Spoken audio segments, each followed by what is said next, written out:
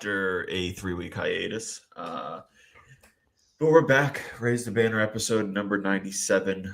Zach is having some technical difficulties, but Benny Ballgame, how you doing? Great. I mean, personally, great. I am Boston sports professionally, unequivocally depressed. Well, I mean, just Red Sox. That's fair. It's just recency bias. The Patriots haven't played in a while, so. Yeah, no, we got a lot to talk about today. I do want to start. Well, I mean, it will be primarily Red Sox and Patriots. If we get some time at the end, I want to do some Celtics as well. But I do want to start off with the Red Sox. Obviously, since the last time we all kind of got together, plenty has happened. I think we weren't on when they made the move for Sonny Gray. So they added Sonny Gray to the mix. I don't think we were. I don't think we were recorded since then. And they added Oviedo to the mix for the pitching rotation as well. Obviously, more recently in the last 24-ish, 30 hours, Kyle Schwarber has re-signed with the Phillies. Pete Alonso has gone to your rivals in the Baltimore Orioles. And I know you're upset. I know you're struggling with this all. You're more of a doom and gloom when it comes to things not going well, and I'm a little bit more wait and see. So I'll give you the floor to start here. Where are you on these Boston Red Sox as they look to, add to this lineup and potentially, make a move for a rotation piece again as well? Yeah. So I'll kind of back up to prior to the Alonso signing. You touched on Kyle Schwarber. I really didn't expect the Red Sox to really be in on him. Not that I didn't want them to be in on him. I just didn't think that they would be.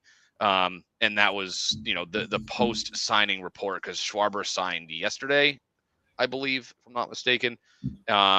And he got basically what everyone said he was going to get. 5 years, $150 million a year. So nice, cool $30 million a season, which is I mean, in total dollars, it's a huge pay bump. Because I think his last deal with Philly was somewhere in the neighborhood of like 20 a year, over a 4-year deal. So obviously, good pay raise for him. And the Red Sox not being involved was confirmed. It came out either late yesterday or this morning that the Red Sox never even made him a formal offer, which again, not surprising, given the fact that on top of the massive contract they would have had to give him, they were also going to have to forfeit $1 million of international free agent money, a second-round pick, and a fifth-round pick. That's the cost for teams over the luxury tax who then sign a player who rejected a qualifying offer. Anybody under the luxury tax, the penalty is much less severe. I think it's a fourth-round pick, a third-round pick that they lose. But it's only one draft pick, and they don't lose any international free agent money. So again, no surprise there. Kind of felt like he was always going to go back to Philly unless Philly completely 180'd and decided that they didn't want to bring him back because maybe they wanted to spend elsewhere. But he's obviously an impact bat that they needed to keep. And then, so of course, once that happens, the immediate talk is that, okay, well, the floodgates are more or less open at this point. Teams had kind of thought that as soon as Schwarber signed, that you'd get a ton more guys. Obviously, a couple hours later, it's announced that Edwin Diaz signs the largest AAV contract of any reliever with the LA Dodgers. Not total dollars, because relievers have certainly signed for more money. I think Josh Hader got more total dollars. Ironically, the Dodgers gave Tanner Scott a 4-year, $72 million deal last year. So again, not total dollar biggest contract ever, but $23 million a year makes him the richest reliever ever on an annual basis. Of course, the Dodgers. So of course, everyone grumbles. They're basically they don't care about money. They just brings us to today. Obviously, all eyes were on the Red Sox and Pete Alonso. Turned the clocks back 48 hours. They have a Zoom meeting with him, and they had to have the Zoom meeting because rumor has it somebody within the Red Sox, either front office or ownership group that wanted to be part of the meeting, had cold slash flu like symptoms. So they decided to make it a virtual meeting instead. So he meets virtually with the Red Sox, he meets in person with the Orioles. Um, at first, I felt like, okay, like I'm kind of surprised only one guy dictates that they can't have a full in person meeting. They could, maybe he just could have dialed in remotely, via Zoom or Teams or whatever, or conference call, could have done it remotely while the rest of the front office and ownership team meets with him face to face. Knowing what we know now, I don't think that had any influence on his decision. Obviously, the news earlier, he signs in Baltimore for 5 years and $155 million a year, which is $155 million total, not $155 million a year. That would be outrageous. Um, $31 million a year, roughly in the ballpark that I expected Alonso to be in. So, of course, as soon as you hear the news that he's going to Baltimore, kind of feels like it's a loss in the sense of it feels like a bigger loss in the sense that he's in the division and he's not playing for the Red Sox. I think the only thing worse is if he decided to go to the Yankees. And the word is that his preference was always, if it wasn't going to be the Mets, which we know now. Carabas went on earlier today and said that the Mets never made Alonso an offer. So if it wasn't the Mets, it felt like his preference was to be here. Take it for a grain of salt, Matt. You were the first one to bring this information to me. I guess his wife is from Quincy or lives in Quincy. I'm not exactly sure, but there's some ties locally to Boston, and it felt like his preference was, if it wasn't going to be New York, his preference would be here. Um, and so you're like, okay, well, if his preference was here and he signs for $155 million, my initial gut reaction is, okay, well, that means the Red Sox weren't close in an offer. That if they were somewhere in the realm of 5 years and 150, like in that ballpark, that he would be a Boston Red Sox. Um, the financials and the terms have not been released. However, it has been reported in numerous places. Um, and I'm going to paraphrase, but that the Red Sox offer to Alonso was for less than 5 years. The word was fewer, and significantly less money. I'm not exactly sure what that results in. I would say probably on the max, I would say they were probably in the ballpark of like 4 years and 100 to 110 million, which would be 25, 27, like in that range. Um, so obviously not enough to land Alonso. So you look at it and say, well, the Zoom meeting probably didn't have any bearing on the decision, but the fact that they were um, pretty far off the Orioles offer is pretty disappointing. And it feels a little bit like I feel like there's a lot of Red Sox fans that might feel duped. Breslow, Kennedy, ownership all said, like, hey, we recognize that we played well last year, but the offense clearly could use an upgrade. We don't have enough pop in the lineup, and we need more pitching. Now they've gone out and they've made some moves for pitching. We'll get to that in a minute. But again, like the two premium bats on the market this year via free agency have gone elsewhere. There's a pretty significant drop off after Alonso, in my opinion, to the next best bat available. So perhaps it would need to be, I don't know if they have to make a trade in order to acquire somebody. Of course, there's question marks with the guy with Okamoto, and is it Murakami? I'm probably butchering the poor guy's last name. There's some question marks there, obviously, because they've never played in the States. So there's some question marks. Okamoto kind of feels like he would fit here, but there's a level of unknown with that kind of a signing. So I'm pretty disappointed that the Red Sox didn't make a legitimate, aggressive, market value offer for a guy like Pete Alonso, who kind of felt like he would fit perfect. I felt like he would put 5,000 dents in the monster a year. I feel like good clubhouse guy.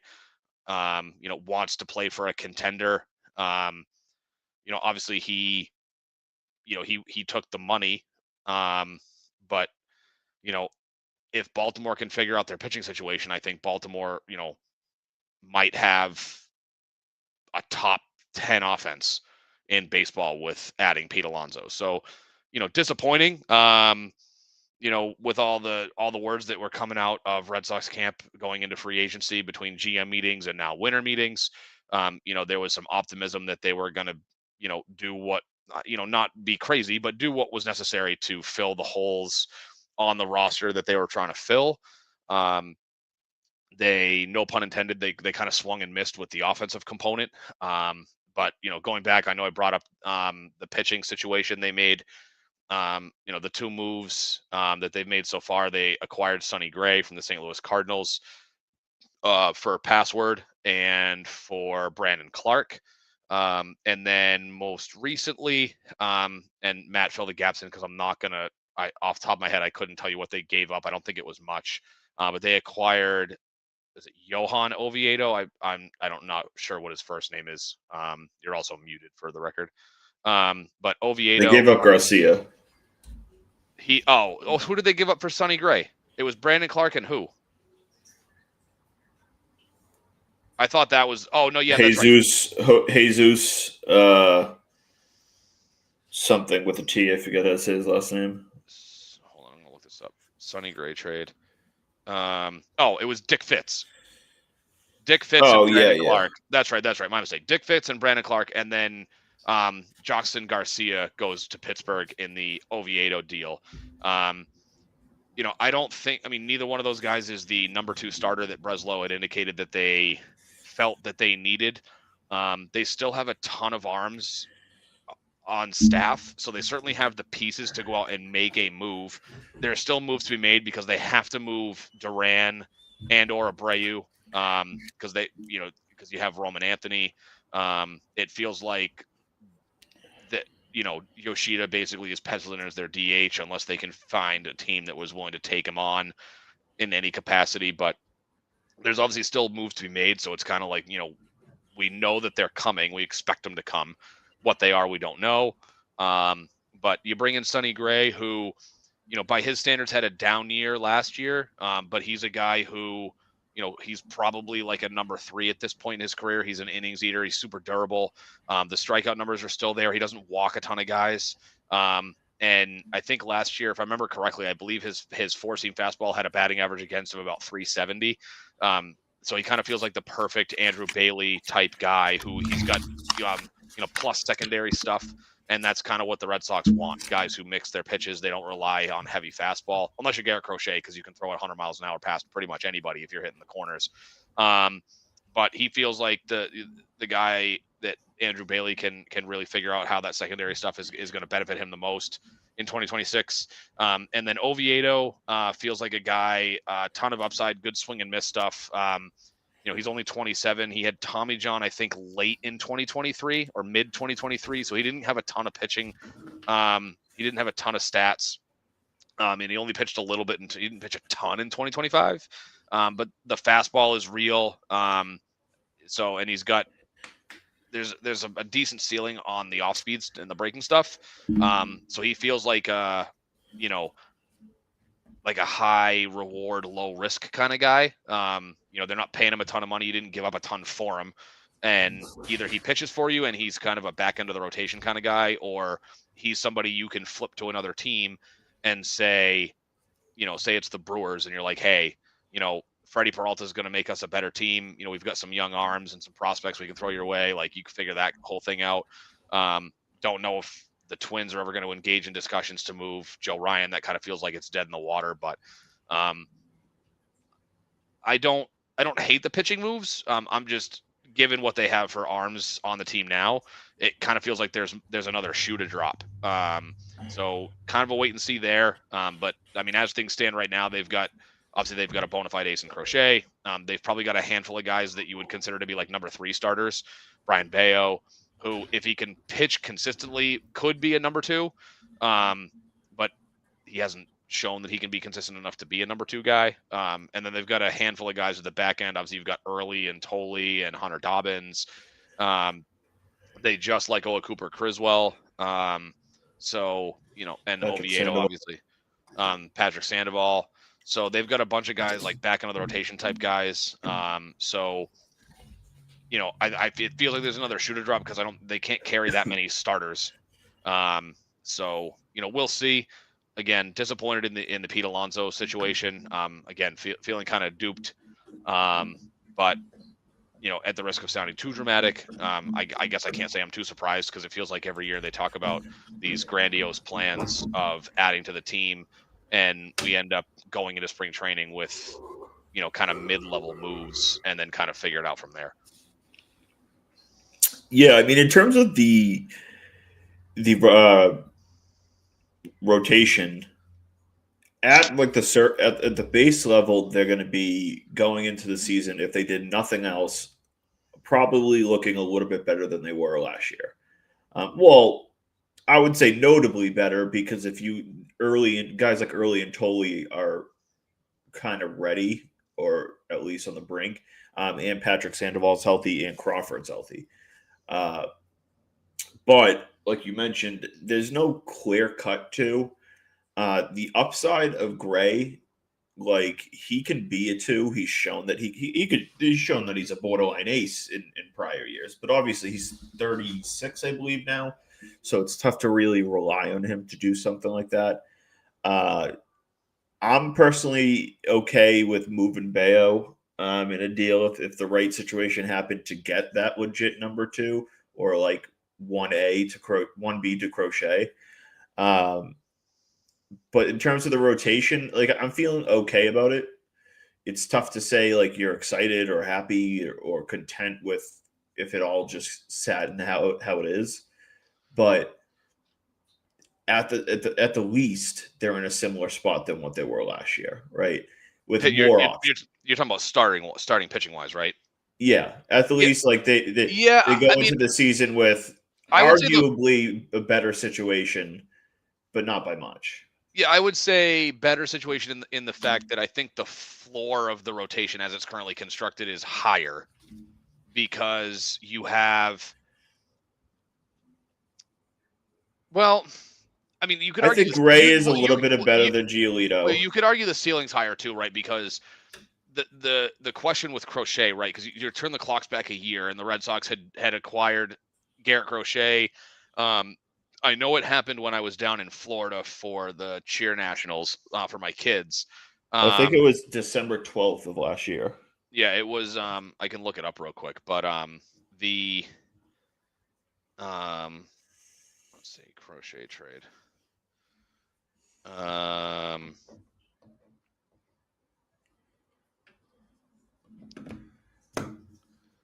Says December 11th. Okay. But I There remember you go. still being in Florida for some reason, because I remember texting you from like a parking garage at at one of the theme parks. But anyway, so obviously they acquired Garrett Crochet, and the question at that a year ago wasn't necessarily with the stuff or the talent. It was, could Garrett Crochet hold up for a full season? So you could argue right now the ceiling is higher than it was last year, because I mean, if you had said last December that a year from now we'd be talking about Garrett Crochet as a runner-up Cy Young Award winner, he would lead baseball in strikeouts, he would lead the American League in innings, and he would have helped you win a wild card series playoff game in New York, I think you'd be like, oh my god, like I would take that all fucking day. Yeah, So but even from the end of this year, like the end of this year going into next year, like you feel better. Like, I think Gray you see as a little bit of an upgrade off Giolito. If we presume Bayo is going to be similar to last year, that's great. But then you now have Crawford back, who, again, nothing special, but he's a solid back of the rotation guy, a guy that will give you mid to low 4 ERA. You got Patrick Sandoval, who should be back and good to go from Tommy John. The upside there is great. I mean, he was once a really good pitcher in LA with the Angels. But again, it's tough to rely on that. And then now you're going to have Tolley and Early into the mix. And then obviously Hunter Dobbins pitched pretty well before his injury too. So, I mean, you got I think the floor and ceiling, the ceiling can be very high. Like the Yeah, ceiling could be very, very high for even the current team. Because, like I said, if you presume Gray and Bayo will be at least solid number threes, you have the upside in guys like Sandoval, Tolley, and Early, where all three of them could legitimately be like a number three, or if Early or Tolley really like hit their stride this year, they could obviously turn into a potential star or a stud of a pitcher. But yeah. like I think the I don't. floor I and don't. the ceiling side there. Yeah, the floor. Well, the floor is what first came to mind. The floor definitely feels higher this year. Um, there, I mean, talking about Tolley, there's still some question marks there. Obviously, he was electric in his debut, and then, beyond that, he was a decent guy out of the bullpen. And that's just because, he's still young. I mean, the Red Sox drafted him a year ago, so he had a pretty meteoric rise by pitching prospect standards. He had a pretty meteoric rise um, into pitching for the Red Sox, so, at the big league level. Um, Early is a little bit more polished, so we'll see. Um, and so, but yeah, so the floor definitely feels higher. I don't know if Early or Tolley would make it like a huge jump into being like a mid rotation arm, possibly a number two. Could they get there? Maybe. I mean, obviously, time will tell. But the floor definitely feels a little bit higher. And then, if they take that next step, then yeah, then you've got like the middle of your rotation. Obviously, the back end of your rotation is, um, probably better than most. With that said, there'd be a significant drop off from Garrett Crochet to the next four guys. But I don't think the gap, but like again, if Early and Tolley or just one of them takes a legitimate step, then I don't think the gap between Sonny Gray, Brian Bayo, like Dobbins, Tolley, Early, like the gap between those four or five guys, I don't think would be very big. Your gap would be Crochet to your next guy, but then again, I think you could theoretically have like an ace and a bunch of number three starters, which isn't the worst thing in the world. Um, but with that said, I still think they need to go out and make a move for an arm. Nothing's off the table. It feels like, again, based on how ownership and the front office have operated, and I know that it kind of goes hand in hand. It feels like if they're going to make a move and then potentially pay somebody, it's going to be for a younger guy, which is why I think they went after a guy like Oviedo because he's only 27. And the Red Sox, again, over the last 10-ish years, have had a very, very high level of reluctancy to pay 30-year-old players a premium contract. I think that John Henry still feels like he got burned when he paid Adrian Gonzalez and Carl Crawford in 2011. That didn't work out, and also Pat. Oh my God, I said Patrick Pablo Sandoval. I think that he looks back at that and goes like, "I'll never do that again," because he gave big time contracts to 30-ish-year-old players. I mean, personally, I think he bailed a little bit too quickly on Adrian Gonzalez. Just my personal opinion, but I think it still lives in the back of his mind that he's like, I can't get burned again with these big contracts and have the players not work out. So I think that if they're going to do something, I think it's maybe they go out and they get a guy like a Freddie Peralta, who I think is roughly the same age. He's like 28 maybe, and so somebody like that. I'm sorry, he's 29. So I don't know. Maybe even a guy like Freddie Peralta is off the table because he'll turn 30 next year and they're not going to want to pay him. At least I don't think so, because I think that um, they just have the huge reluctancy to pay 30-year-old players a premium contract, just because of what happened 15 years ago. Yeah, I mean, without diving too deep into that, I think the trade options for them are still plentiful. Like they can go and get a stud arm. There's multiple available. You look across, like, I think LA would consider moving a guy like Glasnow. Now, do you want that type of injury risk? Probably not.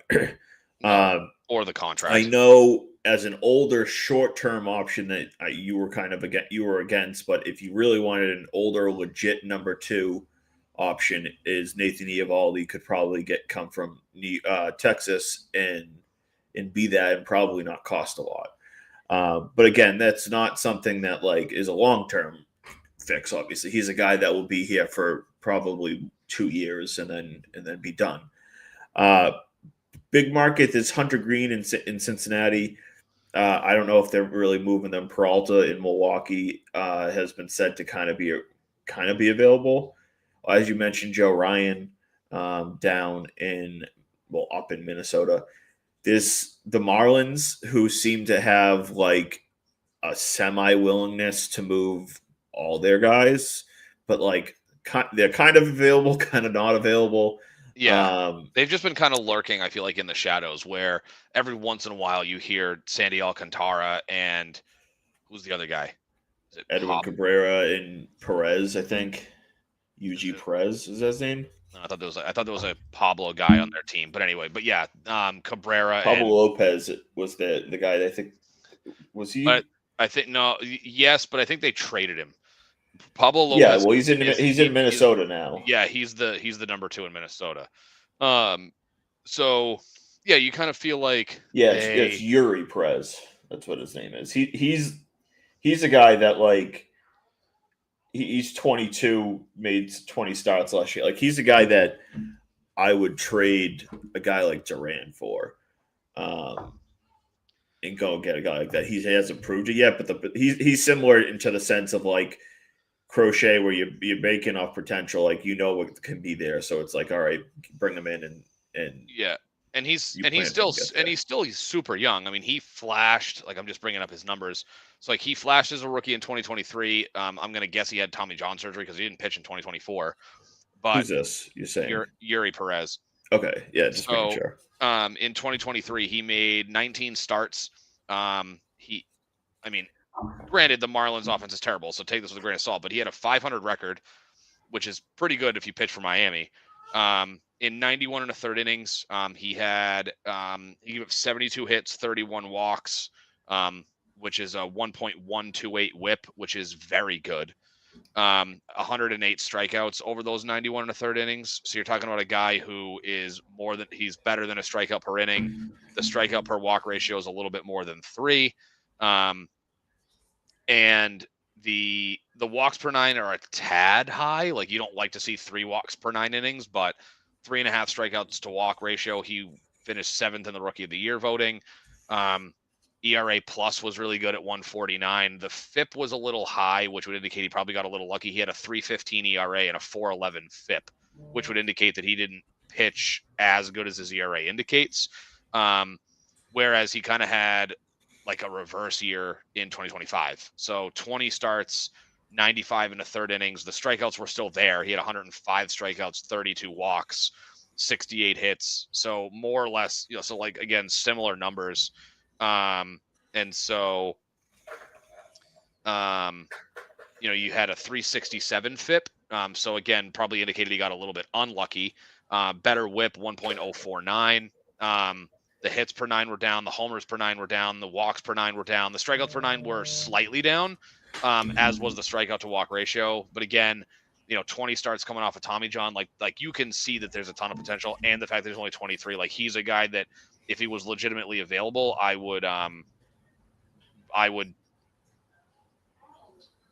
bite hard, I guess is what I would say.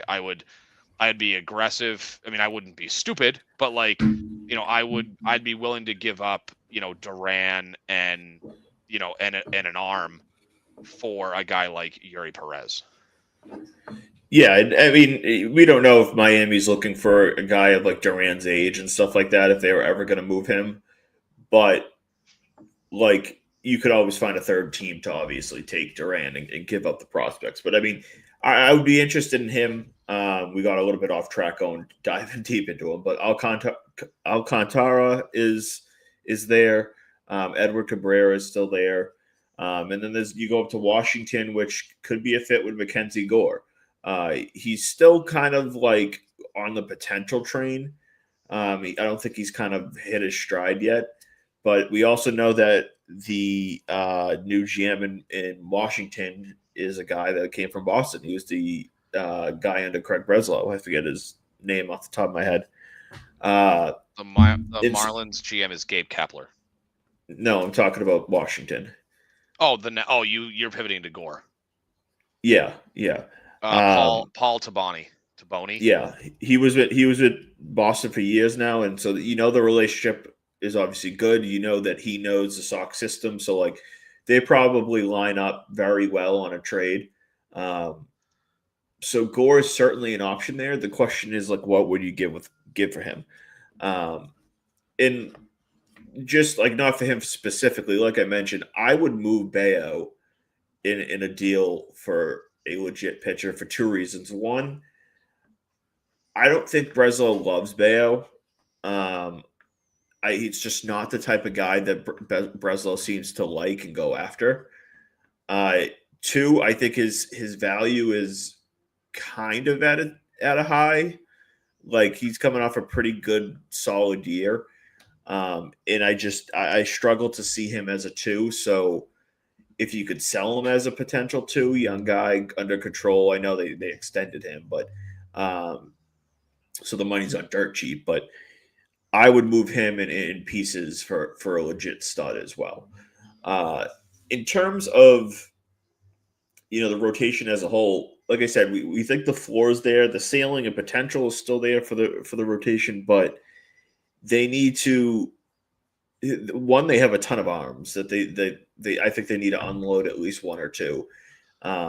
Even if they weren't going to add to the rotation in a big way, I think that they would move someone like a Cutter Crawford just to release the logjam that's there in the back of the rotation.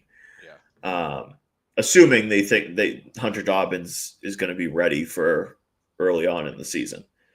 And then in terms of the lineup, I mean, we know where there are. If they re-sign Bregman right now, breaking news, we saw that. Okay, if they re-sign Bregman, they would be, again, similar to kind of when they brought in Gray, they would be at a base level of where they were last year for the most part. Then you potentially add Casas back into the mix. You don't know what he'll be, obviously, but the base is there if they bring back Bregman. Now, if they trade Duran, obviously that goes down depending on what they bring back. But they need to. The pressure's on now, right? The Alonso deal going not only not to you but to a division rival. The pressure is definitely turned up now for Craig Breslow to make a move, and I don't know where you stand, but I think Alex Bregman, getting him back is like an absolute must right now, in terms of like setting the floor back for this team, and then the expectation is like, okay, you got Bregman back, now let's do one more. Does it have to be a superstar stud? No, but like as you mentioned, a guy like Okamoto, like if they brought in Okamoto and brought back Bregman, that would be an improvement, right? I mean, like it's not exactly what you wanted, but it certainly would be an improvement. Yeah, I would agree. Again, like I'd be fine with Okamoto. It's not the name that jumps off the screen. But he's a good corner infielder. He fills the need at first base if that's what you're looking to do. And he's a decent right-handed power bat. He's a guy who, we're going to get an answer on him pretty quick, right? Because he gets posted, I think it was November 20th. And so you've got 45 days, right? So November 20th to December 31st is 36-ish days. So you figure by the second week in January, the second week in January is when his posting window is over. And so, that's a month from now. So, we should have an answer pretty quick if that's how they want to pivot. They've been linked to Eugenio Suarez as kind of a fallback option. Don't love him. He's not a good average guy. Like he's a decent power bat, but he's not gonna. Decent power bat, not going to hit for a pretty good average. He's also an older guy, so not entirely sure what they would be offering a guy like Suarez in terms of a free agent deal. But yeah, I mean Bregman, and it's been reported he's been their preference this entire time. Every report out there about what the Red Sox have wanted to do has been that they want to land that Bregman is their number one target. It's a little concerning that they haven't signed him yet if he's been the number one target. That tells me one of two things. It tells me that, either they're, just really slow walking the negotiation, or they have an offer out to Bregman that he isn't in love with, but there just hasn't been anything else from other teams to make him walk away from whatever offer the Red Sox are sending his way. He was softly linked to the Phillies as a potential backup if they couldn't keep Schwarber. So obviously they're kind of out. Maybe the Mets pivot to him because you can move Vientos to first base now that Alonso's gone. And so maybe he's a possibility in New York. I haven't heard a ton of chatter about that. Allegedly, the Tigers are lukewarm on him. They offered him, I think the Tigers offered him the largest contract in terms of years and money last year, and he turned it down. I think the reported deal was like 6 years and 171 or 172 million. So there's that. So either they're slow walking the negotiation because Bregman just wants to take time with his family and he's not super motivated to sign right away, or there's an offer out there and Bregman's just kind of hoping that somebody else comes in and offers more money so that he can get what he wants. But yeah, like that's the number one priority is keeping Bregman. He's not the power bat that the Red Sox said that they planned on acquiring. I think on a fully healthy season, he's a mid-20 homer guy. So not that there's anything wrong with that, but they're going to need more. So hopefully there's a legitimate plan in place. It still stings to see that they weren't willing to give Alonso a competitive offer to lure him here versus having him go down to Baltimore.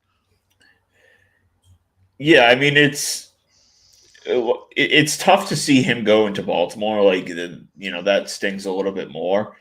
I'm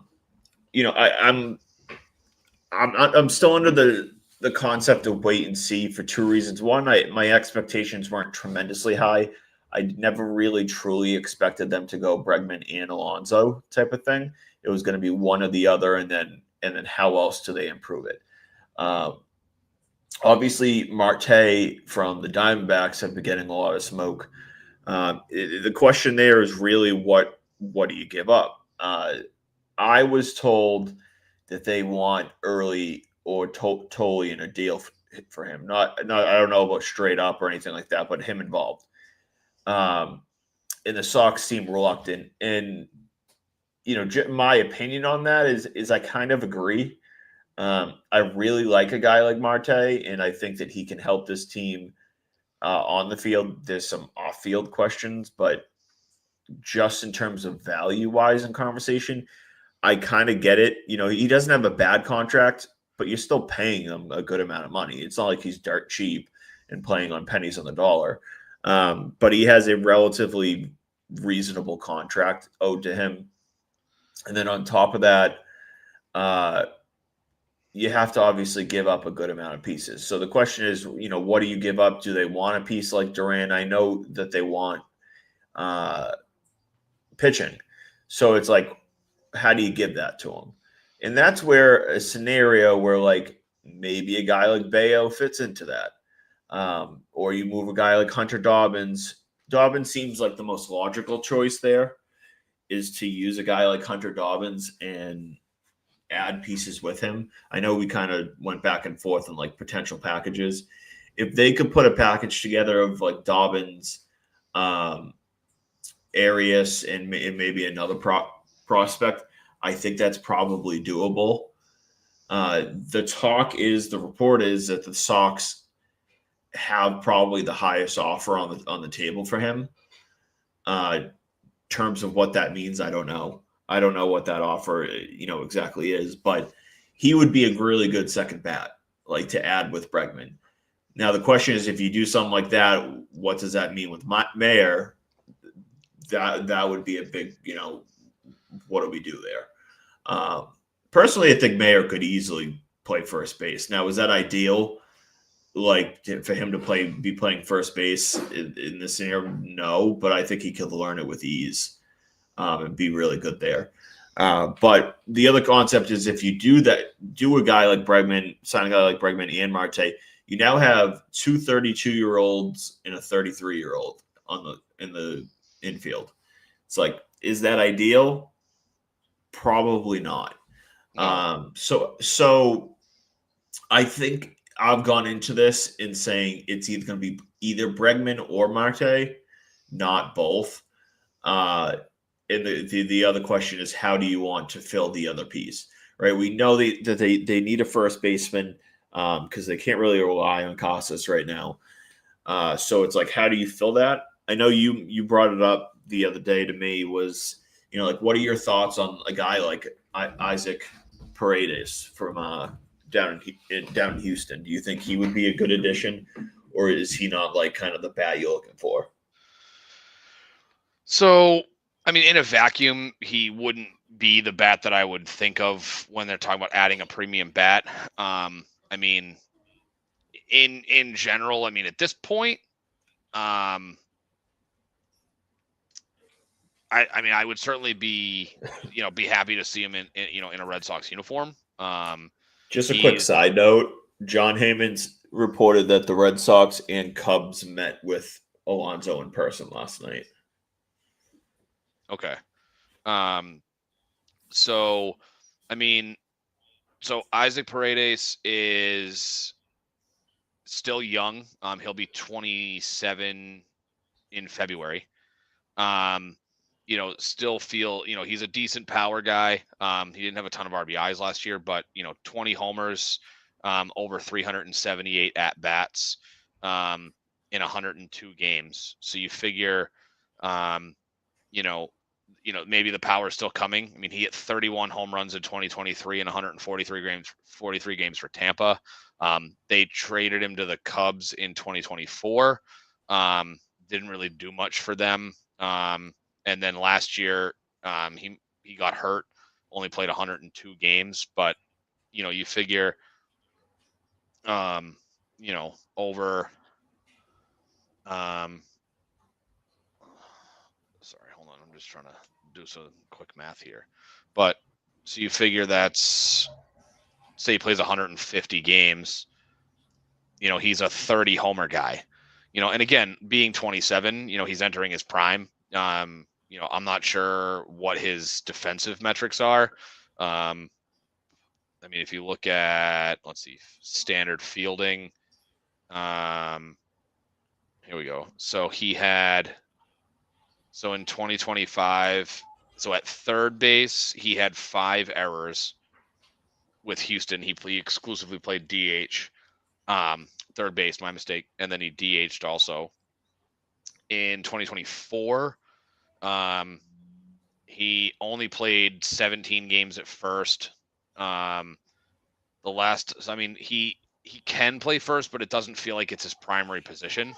So I'm not exactly sure what the defensive metrics would say there. But the fielding percentage is good for a guy who played third base. I mean, he's not a Gold Glove winner by any stretch of the imagination, but I feel like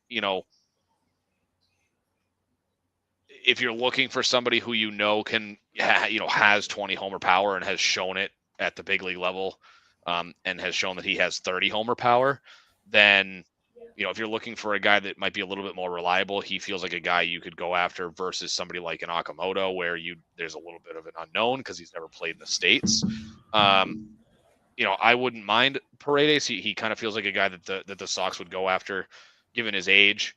I don't know what his contract looks like, but I'd be, you're talking to 20, 30 homer guy who can play first. At this point, I'm all for it. The Red Sox obviously have to do something. They have to figure out a way to get more right-handed power into the lineup. And so he, given that, he'll hit for a respectable average, which is something you can't say about Eugenio Suarez. He kind of feels like a guy, I'd be willing to take a chance on. I don't know what his cost would be given the fact that he's probably still in arbitration and he's only 27 years old. I would imagine they'd have to give up like something decent for him. I don't think that they would just give him away for pennies on the dollar, but I'd be happy to see him in a Red Sox uniform. Yeah, looking at his numbers a little bit more in depth earlier today, I don't love the addition. But it would be I would like it, but I wouldn't love it type of thing. I would rather just sign a guy like Okamoto or Akamoto, however you say his name properly these days. Yeah. And the other option is, without driving too far deep into the free agents, right? I want to pull up who the first basemen are that are available. Cody Bellinger is a guy like that could play first base. I know he has in the past. He's a lefty guy now. There's been no links, although he hasn't really been linked to anyone from what I've really been seeing. I heard whispers about him going back to the Dodgers, something like that. So beyond. The problem is beyond Alonso at first base and Akamoto, there's just not a ton out there in terms of like quality guys. Guys like Rice Hoskins, if I remember right, he was pretty garbage this year. Is that correct? Yes. Yeah, he's also like 800 years old. Well, he's 32. Paul Goldschmidt is a short-term option. He's about 100 years old. He's 38. Yeah, the hard thing I have about the hard time I have with guys like that though is like the Red Sox have clearly not shown an interest in acquiring 30-plus-year-old players. So like it feels to me like if they can't get a guy like Isaac Paredes or if they can't get a guy like Akamoto, that they're just not going to be interested in paying anything, whether you're trading for or paying a guy. I just don't know if the Red Sox are going to go out there and be like, oh yeah, like, we're not willing to give a market value deal to a guy like Pete Alonso, who's a premium power bat. It's not logical to think that they would then go out and sign like Cody Bellinger, who doesn't play first base anymore, to come play first base. Yeah, I mean Cody Bellinger's unlikely, like certainly. You know what I mean? Like that I was just looking at the names in terms of likelihood. A guy like, in just for the sake of the conversation, Paul Goldschmidt, like that's different because I think it would just be like a 1-year fit. Like we saw that like with like a Justin Turner a couple of years ago. Yeah. Now it's not that's option like D for them, option F for them. But it is options. I mean, obviously they could swing big. We'll see where Kyle Tucker ends up. I don't know his market really. I mean, I know he met with Toronto. You mentioned to me earlier today that the Dodgers would be interested on a shorter, like 3 to 4 year deal. Yep. I can't see him biting on that. No. I mean, maybe because he's 28, he could re-up again in a couple of years, or take like a big AAV deal now and opt out again next year if his market isn't great. But I think we're seeing with guys like Schwarber and Alonso, like he's going to get that like 6 to 8 year offer, probably 7 to 8 year offer. The question is just where. Doesn't seem like he's returning to Chicago. Yeah, I don't. But I mean, I don't know if they. I mean, it's tough because he turns 29 in a month. So it's like, are you really going to want to pay Kyle Tucker until he's 36 years old? I mean, as we kind of know, like if you're approaching free agency with reason and trying to say, well, that this isn't a reasonable deal, so like so I don't want to do it, you're probably not going to end up with the player. So you have to get a little bit uncomfortable, and so it's really kind of going back and forth of like what's worth it for them. I mean, a Kyle Tucker guy, like if they added a guy like Kyle Tucker, obviously I think everyone would be happy, but obviously that would even further log jam the outfield. Yeah, yeah. I don't think the Red Sox are gonna pursue Kyle Tucker, because if you pursue Kyle Tucker, now you have to trade 2 outfielders. Yeah, well, I mean, we talked about. I don't think you have to because you have the DH spot. Well, No, but you don't. you have to, because Yoshida's your DH. Yoshida's not, unless you put so get rid of Yoshida. And how are you going to do that? He's making way too much money to be just a DH considering what he gives you. So unless you're going to be eating the money anyway, no one's going to trade for Yoshida. That's the thing. Like if when we talk about the potential of adding a guy like Kyle Tucker, you don't worry about a guy like Yoshida. Like you would just I understand. But I understand eat a chunk of his contract and dump him somewhere. I mean, sure, but that's if you can get somebody to take him on. Like you would be acquiring a player. Now, granted, if they know that if they have something on the back burner and they're like, okay, if you have a conversation with somebody and say, if we swing this, we're trying to swing this deal, get like a handshake agreement of,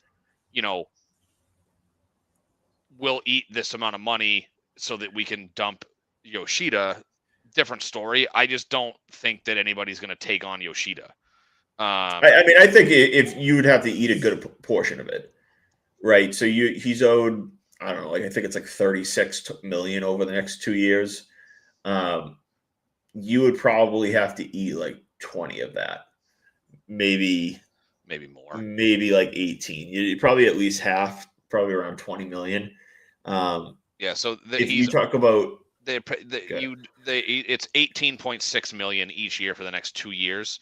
Like, so, I mean, you'd have to probably eat, I would say, 20. Like, I would say probably closer to 25. I think a team, I mean, 7 or 8 million for what he can potentially bring as a bat, I think is more than reasonable. I mean, $7 or $8 million is pretty small money. Sure, for a guy that potentially can still. You're talking about a guy who isn't going to play defense. And is not and he's not an elite hitter. Like the best thing you get from Yoshida is a pretty good average. That's really about it. Like, you're not getting elite power. You're not getting steals. You're not getting. I mean, like I said, you're getting a really good average. I mean, Yoshida's probably a 280 guy, which by modern standards is good.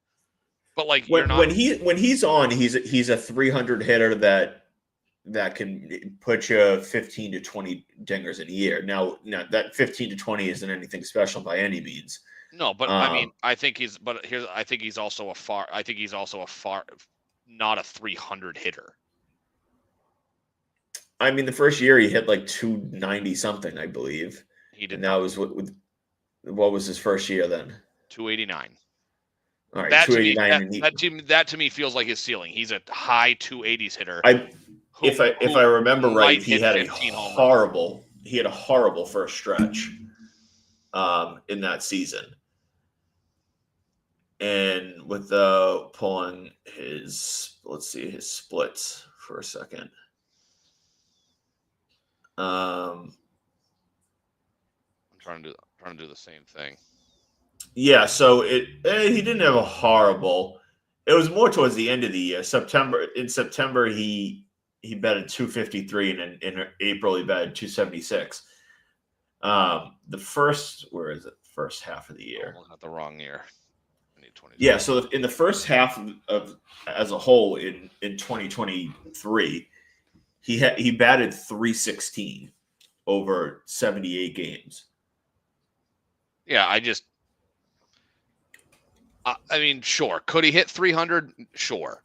But the problem is a 300 hitter that might hit 15 home runs is not of value to a team if all you can do is DH. I agree he doesn't have a ton of value. I'm just saying I think they can like $7 or $8 million. But that's why. But I don't think teams are going to want to pay $7 million a year for a guy who might hit 300 and isn't going to give you upper level power. Like, I would. When we talk about like league average as a hitter in this era, there are so many bad hitters, guys that bat in like the low 200s. If you have a guy that you know that puts good at bats, puts the ball in play in bats 290, 300, even if he's hits only 15 home runs, but I think the potential they're closer to 20. And just based off that, he hit 10 in 78 games in the first half of 2023. So I think it's there. I think 7 or 8 million is reasonable. And on top of that, like, yes, you look at him as a DH. Similar to what I just mentioned for a bat, there are a ton of just shit defenders that play the field all the time. So it's not like it's not like he was like Ortiz playing first base, like in that era. I mean, or like I say I'd rather have David Ortiz at first than Yoshida in the outfield. No, I wouldn't go that far. I wouldn't go that far. Ortiz couldn't move for shit at first base. I mean, Yoshida can't do anything either. So no, he's not anything special. But like I said, we see dog shit defenders play all the time. Yeah, in a dire emergency, sure. I mean, to bring it back full circle, I just don't think. I think the Red Sox would probably have to be more like closer to 25 million is what they'd have to eat in order to get somebody to take on Yoshida. Keep in mind the fact that he hasn't proven that he can stay healthy. That's the other big issue here, is that he had a healthy year. He's 33 years old. And we're just now believing that he's fully healthy. So which means but he's on the back end of his prime. So I don't think he's ever going to come close to a 300 average or 20 homers, just by the fact that he's 32. I forget how old he is. He's 32 or 33. He's I don't know. Let's see. He is. He'll turn. He'll be 33 in the middle of this season. He turns 33 in July. So, he's not getting any younger. I mean, if you can figure out a way to dump him, sure. But I think that you're opening yourself up for bigger problems if you don't have something already in the works to dump Yoshida before acquiring a guy like a Kyle Tucker. Or it was a couple days ago about acquiring, you throw out whether or not the Padres would be willing to move on from a guy like Fernando Tatis, who, I mean, again, he's a legit right-handed power bat that you'd be looking for. But again, unless you have the ability to dump Yoshida, that creates a bigger logjam that potentially requires you to move multiple outfielders if you can't figure out a way. Yeah, I think even without adding someone like Kyle Tucker or any outfield bat, they're looking around seeing what would they have to eat to move a guy like Yoshida. The other option is to attach him to someone else and get someone to eat a bigger portion of the contract. Can you hear me? Yeah. I'm frozen on my end, but they could attach him to another player that a team could and get them to eat a bigger portion of that contract to eat it away and not have to spend as much. Definitely possible. I mean, again, I think it's just it's a pretty unique situation to get rid of Yoshida. It makes me think, because it's such a unique situation. I feel like that Yoshida doesn't go anywhere. I mean, now granted, theoretically, you could always make the move for you could sign Kyle Tucker. You could make a move for a Fernando Tatis Jr. and just Yoshida basically becomes an emergency bench guy. I mean, it's a lot of money for a guy to just sit and rot on the bench. So I don't think there's anything there. But theoretically, you could. He's just a bench guy, and if there's an injury anywhere in the outfield, then Kyle Tucker or I guess Roman Anthony, one of the two, I think would be the DH. Right. In that scenario, they just go into the outfield and Yoshida becomes the DH, which again, like that's kind of what they did last year when he came back. He was a platoon DH guy. And you can use it that way now if you added Kyle Tucker and the assets that you did have, like I don't even know if he's a platoon guy, but in theory, like if they kept a guy like if they let's say they moved Duran and they brought in Kyle Tucker in that scenario, like you could platoon him and Rafaela in terms of like one plays versus righties and one plays versus lefties. Now, do you necessarily want to do that? No. And he can be obviously a late inning substitution pitch hitting guy.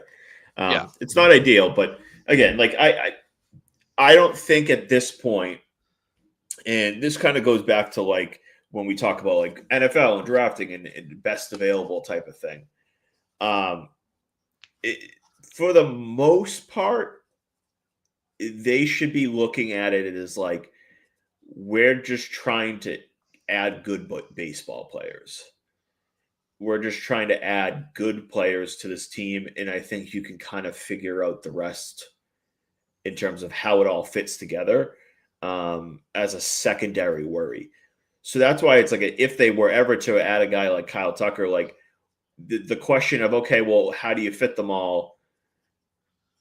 I just don't think it should be as big of a worry in a factor in the decision to add a guy like Kyle Tucker than it like people make it seem to be. Because when you add a guy like Kyle, like just add a guy like Kyle Tucker to the lineup, okay? Like you're getting a really good player, and you can figure out the rest later. You know him, Roman Anthony are locks. The rest, if the worst case scenario is now you get to trade both him, Duran, and Abreu, like that's what it's not like the worst thing in the world because now you can trade them for different positions and different assets. There are going to be teams lining up the door to get both of those players. So you at bare minimum, could dump them for a huge prospect haul.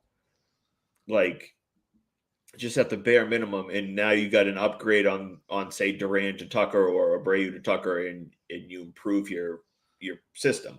Or you could obviously move them for a different position, whether it's, you add Kyle Tucker and then you trade Duran for a first baseman, or you add Kyle Tucker and trade Duran for a high-end pitcher, whatever it may be. So that's where it's like, I don't love the idea. Oh, well, you can't, you don't need an outfielder, so Kyle Tucker shouldn't be considered. Why? He's a really good baseball player. Every really good baseball player should be considered for adding to this team.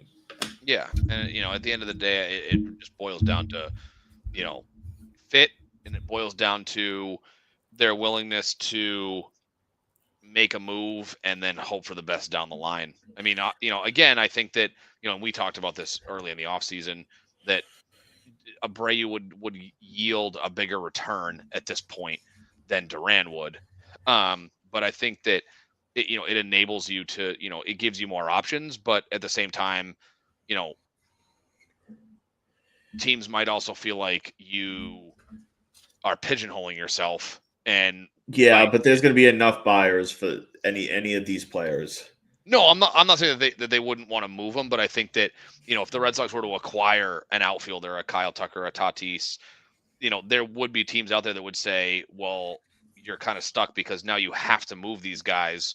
So, the Red Sox might lose a little bit of leverage in that case in terms of what they want to get in return because they're more or less forced to make a move now. I'm not saying it would, but I think that the Red Sox have more leverage now because they're like, we want to move one of these guys, but we don't have to move one of these guys. Whereas if you acquire an outfielder, you absolutely have to move at least one of them. And so teams might be like, hey, like you're forced to move this guy. So, we're going to be less inclined to try to buy. Yeah, but the way I look at that is unless there's just a minimal market for these guys, I don't think it's really a worry. Because like I said, if Duran's actually available or Abreu's available, there's going to be 5, 6, 10, 12 teams that will take him for a good, reasonable value. Now, Now, without the Sox supposedly are asking for the moon for Durant so far.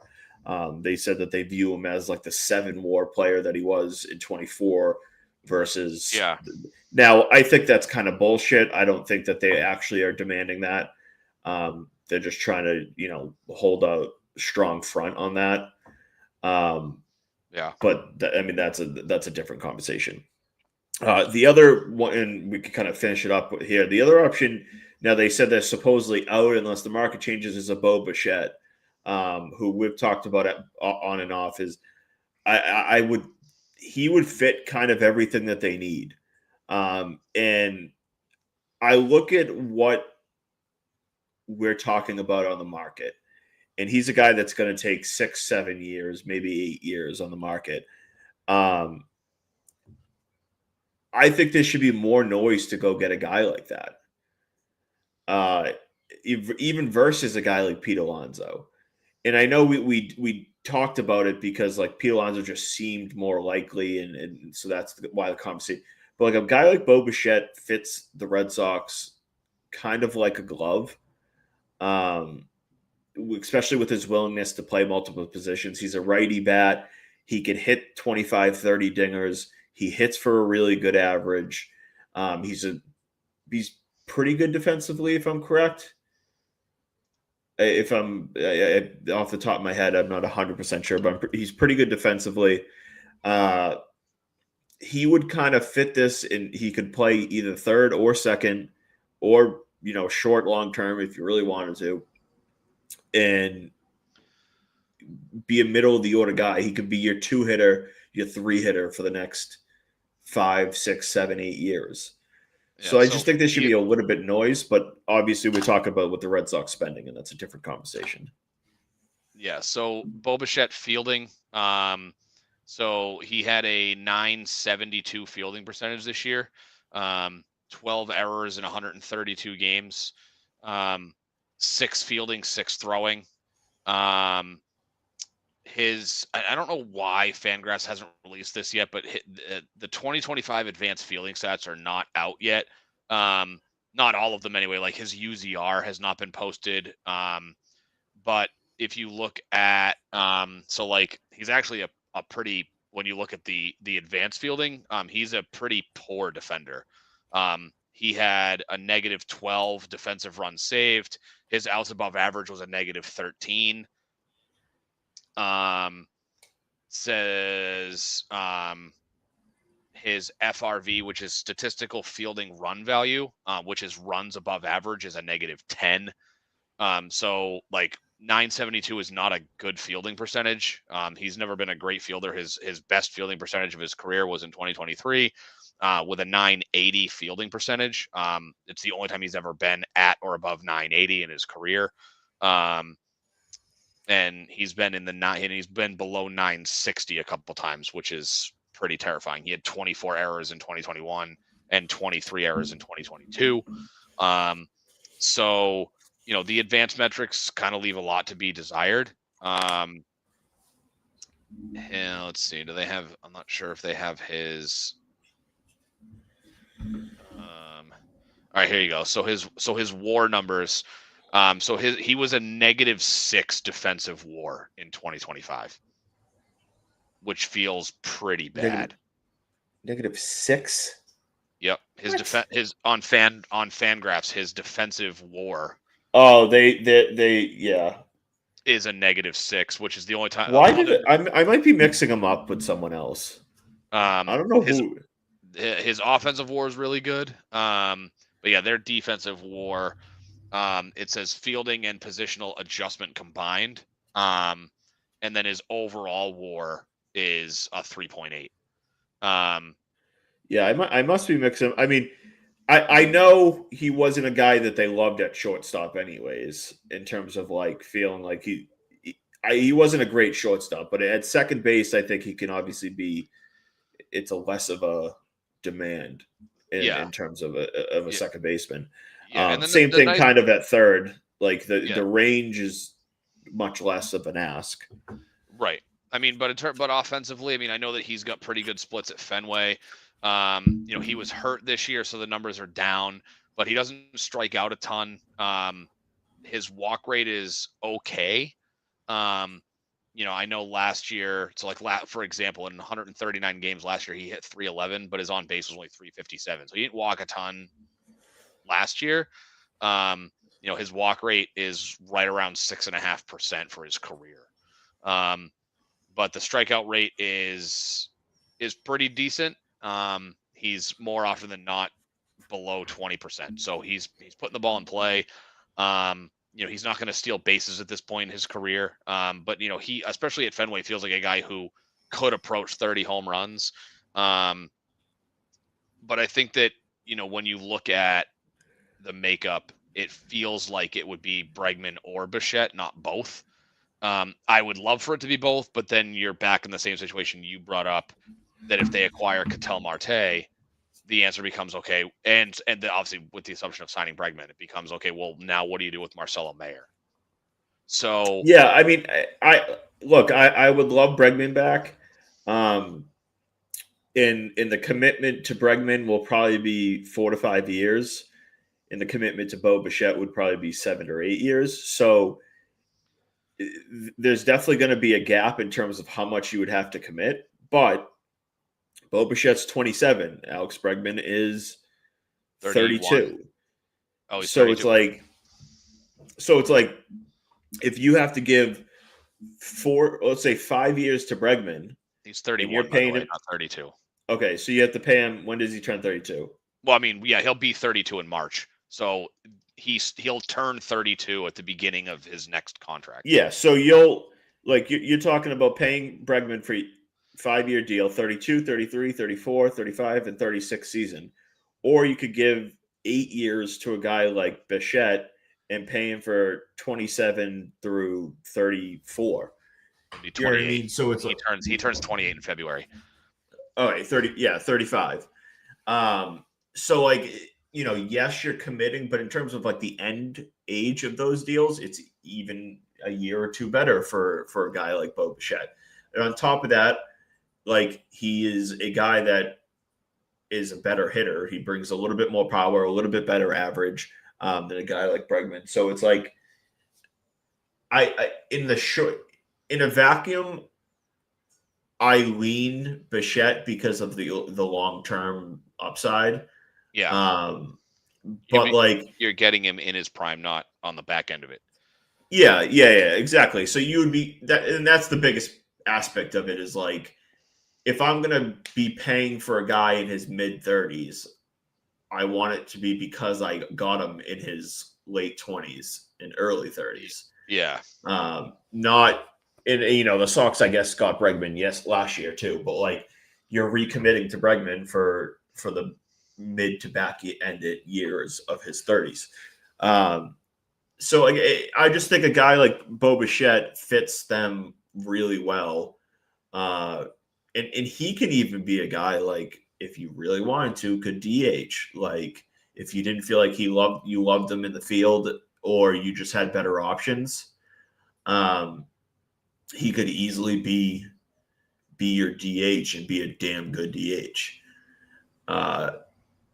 It's just a matter of like, do you want to pay him to be that? And the answer is probably not. So I don't know what his market will be. That's a tough thing. I know Blue Jays are still interested in him. I haven't really heard any other team specifically connected to him, other than the Sox. I heard the Sox talk to him via Zoom, but I haven't heard anything else. So, I mean, he's a guy that just fits pretty well. So, without going around in circles over and over again with this team, I think step one is they have to either get Bregman back or sign a guy like Bo Bichette, like one of the or Kyle Tucker. Like the most logical is obviously Bregman. So I'm going to say get Bregman back.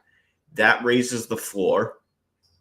And we talked about like the options for Duran, trading Duran. You don't have to trade Duran for pitching, right? You could always trade Duran for a different bat that works. I mean, we talked about like the guy I'm having a mind blank what his name is.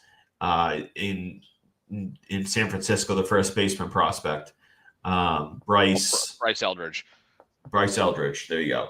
Um, he's obviously hasn't proved anything, but if you wanted to trade a guy like Duran or other pieces for a guy like Bryce Eldridge, and that's your answer at first base, is it the most shiny thing because he's proven in a star? No, but obviously you're paying for that to be him to be that. Ooh, excuse me. The one negative to a guy like Bryce Eldridge, so there's two really. One, you're giving up assets, not just money to acquire him, and he's left-handed, so he doesn't help you with the search for your right-handed bat option. Yeah, well, I'm saying if you were trading Duran or like something like that. Yeah. And I mean, I think that, and just, my last little bit on the, make the move and figure it out later component that you brought up, like I'd even be willing to do that. If if the Red Sox were to go get a Bo Bichette and a Bregman, that way it's like you don't have to rush Marcelo Mayer. And he has some more time in order to figure things out at shortstop, because Trevor Story only has 2 years left, and then I don't want to say hopefully, because I mean he had a really good 2025 for us. But I mean, hopefully you're turning the page at shortstop after Story is done. So it's like if you sign Bregman, you say you give him a 4-year deal, and then you sign Bichette to a 7 or an 8-year deal. 2 years down the line, it's like, okay, well, you have an option. Marcelo Mayer, if he's ready to go, he can either slot right into shortstop, and then you just leave Bo Bichette right where he is, or you end up you move Bo Bichette back to short if Marcelo can't figure out second base. I mean, and again, depending on how things unfold, going into 2026 and beyond, I don't think you can write off the idea of trading him. Mayer? Yeah.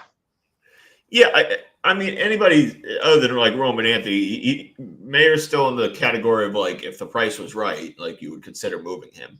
But right. Just in terms of that conversation, like I said, good. From Milliken, just now, less than a minute ago, according to Will Salmon and Ken Rosenthal, the Red Sox are one of 4 teams currently in on Freddie Peralta. Will Salmon or Simone, I don't know.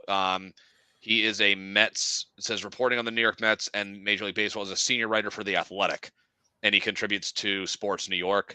Obviously, we all know who Ken Rosenthal is. He's maybe the only other big name other than Jeff Passan. Milliken also posted, Jen McCaffrey said, after missing out on Alonso, the Red Sox will try to get creative to acquire 2 bats to bolster their offense. So, I mean, that's what it seems like they're looking at. They want to add 2 pieces. And how does those 2 pieces fit? And like I just said earlier, like if they signed a guy like Bo Bichette, and worst case for the next year or 2, he's your DH and hitting 325 bombs, like that's fine. Or he could be a guy that plays DH and plays some second base and stuff like that. So if like you said, if you sign like a Bregman and a Bichette, which is very unlikely, like that they sign both, but you could always keep Mayer at second base and have Bichette be your DH. And like we talked about with Yoshida, you can figure him out, in another way. Again, it's unlikely, but there are numerous paths, and I just think that Red Sox fans need to recognize that the best path to improving a team, and like I said, this goes for football and all that, add good players, right? Add good players to your roster and then figure it out. If that means you're trading for a guy like Marte, or signing Kyle Tucker or signing Bo Bichette or whatever it may be, add good players and then kind of figure it out. But okay, I know you said you had a state your take. We haven't done that in a while. I always forget to do it. Do you want to give yours? So I forget exactly. Like, it came to me a few hours ago, so I forget the exact verbiage, but it was something to the effect of that I don't think until the current ownership group sells the team, I don't think the Red Sox are ever going to give a big money contract to a player who's not in his 20s. And that starts with, I think that as Red Sox fans, I think that we have to hope that the current ownership group sells the team before Garrett Crochet turns 30, because if they're still the ownership when Garrett Crochet turns 30 and is hitting the market looking for his next free agent contract, he will not be signing with the Boston Red Sox. He will sign somewhere else. Because Possible. Now, like, what do you deem big money? Like, if Bregman signed a 5-year, $150 million deal, is that big money? Well, yeah, but they weren't willing to give that to a 30-year-old. They weren't willing to even come close to that to a 30-year-old. No, no. I understand what you're saying. Yeah, I would say, like, and when I guess big money can also be subjective too, which is, it feels like the political answer. But I'm talking about like legit market value offer for a premium player. So that's why, and I know that there's never been a connection. So, but that's why when we had talked a little bit a couple weeks ago about the idea of like, oh, like, could the Red Sox make a move? Because this was on The Athletic about mock trades for Tariq Skubal. And like, would the Red Sox ever do it? And my gut reaction was, well, no, because the Red Sox don't pay top dollar for 30-plus-year-old players. And if you're going to make the move for Skubal, because, you figure that's going to be like at least one top pitching prospect, if not a major league ready pitching player now, if not both, and then multiple prospects out of your system. Like, are they willing to pay a premium and then within the next 12 months sign Tariq Skubal to a 8-year deal at $42+ million a year? Like, ownership would never do that. So it's like, why would, like, if ownership's not going to do that contract, it's like, then there's no point in Breslow giving up the assets, because ownership's never going to do it. But you figure, if you're looking at like a market value deal, like Pete Alonso is a premium bat on the market. And in the grand scheme of things, you're talking about a guy who is, I forget if he's 31 or if he if he just turned 31 or if he will turn 31 in the next couple of weeks. I mean, you're talking about a premium bat who's already the franchise home run leader for the Mets after 6 seasons.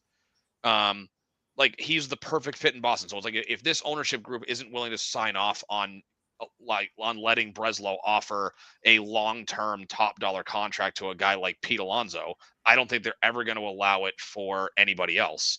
So, like, when Garrett Crochet is a free agent when he's 30 years old, if John Henry and Tom Warner and Sam Kennedy are still the ownership group, I would have zero faith that they would let Breslow, or whoever, if it's not him, whoever the GM or chief baseball officer is at the time, I have no faith that they'd be like, okay, here's a 6-year contract at $40 million. Like, the Red Sox would never, this ownership group would never allow that. So that's why my take is that I don't think that, like, until a different ownership group is here, the likelihood of the Red Sox signing a premium player at or older than 30 to a market value deal is basically 0%. Okay. I mean, fair enough. Fair enough. I hope you're wrong in the sense that I fucking hope I'm wrong too, but yeah, they turn and sign Bo Bichette tomorrow, or they trade for Freddie Peralta and give him that 6-7 year deal, or Skubal, obviously. But it's a wait and see. Obviously, we didn't get enough time to go into the Patriots or Celtics today, but it's kind of just a wait and see for this team. Obviously, it's it's only December 10th, so it's tough to like panic too much.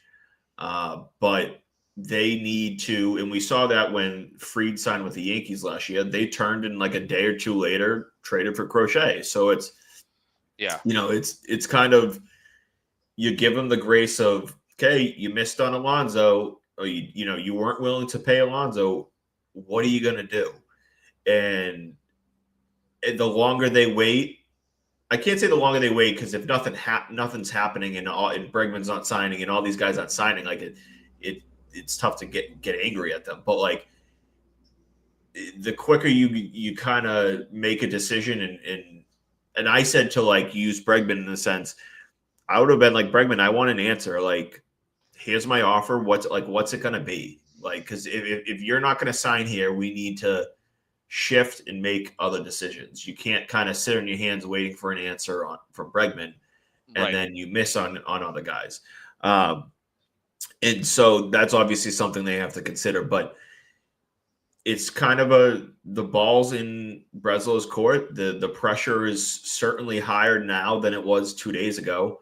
I don't think it's like boiling over, but they need to improve this roster, and if they don't, you're gonna go right back to how things were over the last few years, where fans are going to be wanting John Henry's head.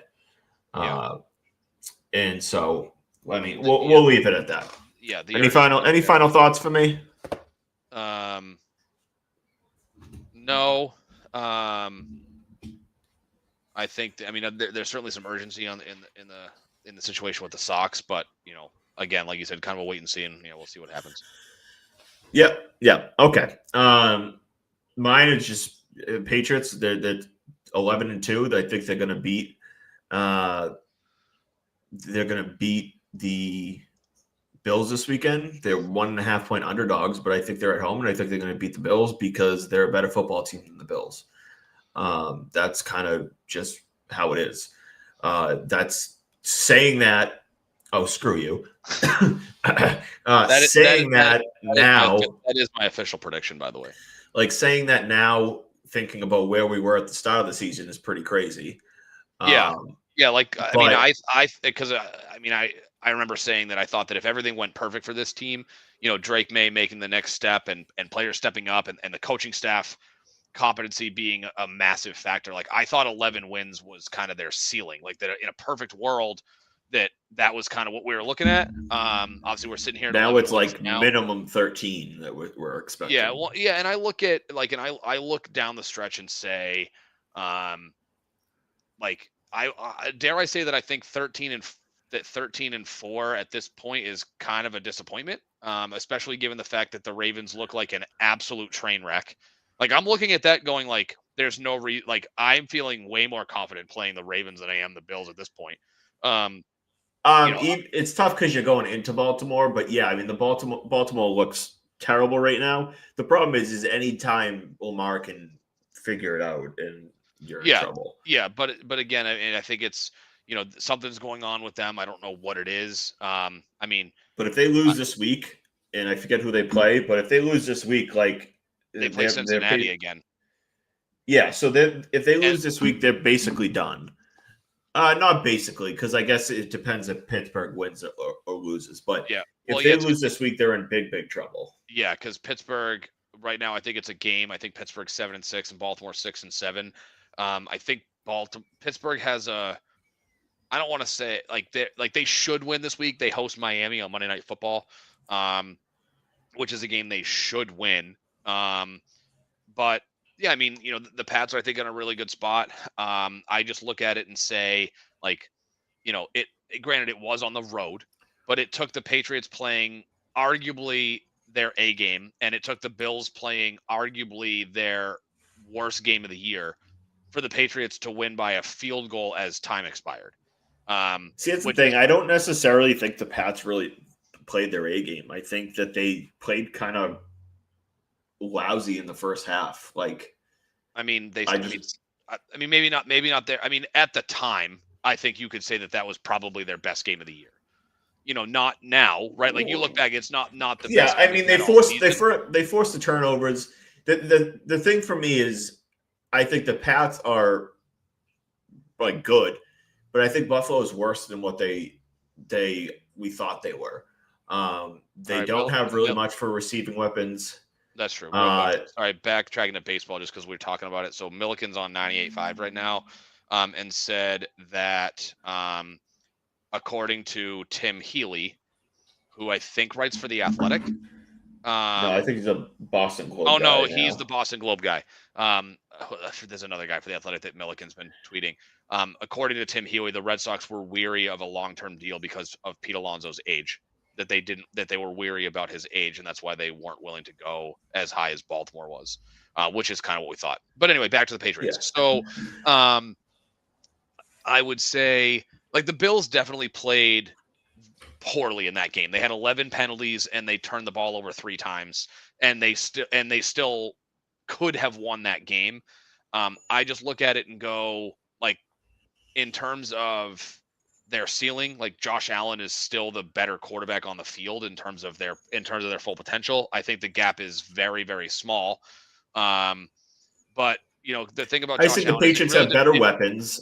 I yeah, think they have a better. I wouldn't say better O line because the Bills' O line's with injuries right now with the Pats. So yeah. I I mean, just think they are the getting Patriots' Jared defense is Wilson back, better. which is nice. I mean, yeah, I mean, That, so statistically speaking, if you look at it, so I did this earlier today. I'll bring up the information on it.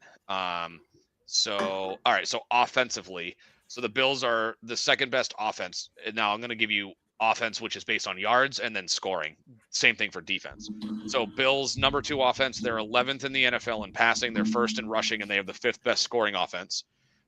Compare that to the Patriots. They're 8th overall. They're second in passing, 21st in rushing, 7th in scoring, which is, for all intents and purposes, call it a wash, with the exception that there's a bigger disparity between how they how they are gaining yards offensively.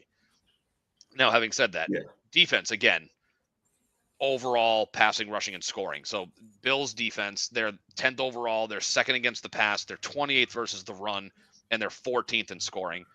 The Patriots are the 7th overall. They're 14th against the pass, 3rd against the run, and they're 5th in scoring. So the nice thing that I like, which is why I expect, like it was in week 5, I expect a very competitive game. Um, I think that the Patriots' strength on offense is also the Bills' strength on defense, and then vice versa. The Patriots' strength on defense is the Bills' strength on offense. Um, so it really depends on what breaks, right? Like the Bills are one of the worst run defenses in the NFL, but the Patriots are not statistically a good rushing offense. Um, they score differently. I don't know how they rank in special teams. I don't follow the Bills closely enough to know that, but I know that the Patriots do have they have a very good special teams unit. Marcus Jones has turned into a weapon on this team. I think after his punt return for a touchdown, when did he have his punt return touchdown? last week, It wasn't the the Bengals Giants game. game. The Giants game, so 2 weeks ago. So with that punt return, so he qualified for NFL records in terms of punt returns. You need a minimum of 75 punt returns to qualify for records. And it turns out that his touchdown was his 75th punt return, and he's the all-time NFL leader in average yards per punt return. So he's turned himself into a dangerous weapon on special teams, and he's a sneaky weapon on defense. He seems to always be mixing it up. He's had some timely interceptions. Obviously, he had the pick 6 against the Bengals a couple weeks ago. He always seems to be mixing it up.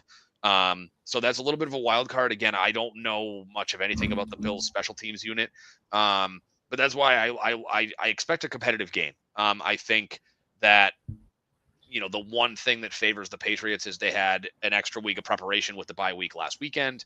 So hopefully they spent some time studying film and figuring things out. I think the difference in this game is going to be what Josh Allen shows up. I know the Bengals kind of puked all over themselves and pissed the game away last week. But Josh Allen still had 329 total yards and 4 total touchdowns. Like that's a very good statistical game. And I know that, Burrow basically handed it to him with the pick 6, and then literally the next play gave him a short field that they turned into a touchdown. But it really depends on what Josh Allen shows up because, I mean, again, he's played some good defenses. Like Houston shut him down, Atlanta shut him down, but it wasn't too long ago that he put up 6 touchdowns by himself against Tampa. And he was very good in the clutch against Baltimore back in week 1. Granted, I know that was a long time ago, but it really depends on what Josh Allen shows up. Obviously it's here, it's not in Buffalo. I expect a very, very good game. I think that, it's just, my gut tells me, again, the Patriots have been better on the road than they have been at home. I understand it's not that much of a gap, but both of their losses have been at home this year. They have not lost on the road yet. So, I expect a really, really good game. And yes, I think the Patriots have better weapons on offense, but if you're going to look at both teams as a whole, I think Josh Allen is the single biggest weapon on either team. And when the biggest weapon on either side of the ball is a quarterback, that can make the difference. I'm happy to be proven wrong. Obviously I'll be rooting for the team. I won't be able to watch the game, unfortunately. This weekend is the town Christmas parade that my wife's company puts on, so I'll be on the back of a trailer dancing to Christmas music. If you want to watch, it'll be on Facebook Live. So I'll be tuning in remotely and getting, I'll either get 150 messages from Matt or 0, because it depends on what Matt shows up for chats on Patriots games. It's usually hit or miss. When Yeah, things aren't well, just leave me alone. Yeah, which is actually a good segue. I know you're busy these days with the birth of your of your baby, so congrats on that. Hopefully she brings good luck, because she has not been alive yet to see the Patriots play. Yeah, she'll be in a Patriots uniform. My brother got her a Drake May onesie. So, all right, that's gonna wrap it up for this week. We went pretty long. We'll be hopefully back to the weekly episodes now. And we'll be closing in on 100 episodes very soon. Yes. But until I'm gonna guess that'll come after the new year. Yeah, we'll figure it out. But until then, go Pats, and Red Sox, please sign people. Yes. Goodbye.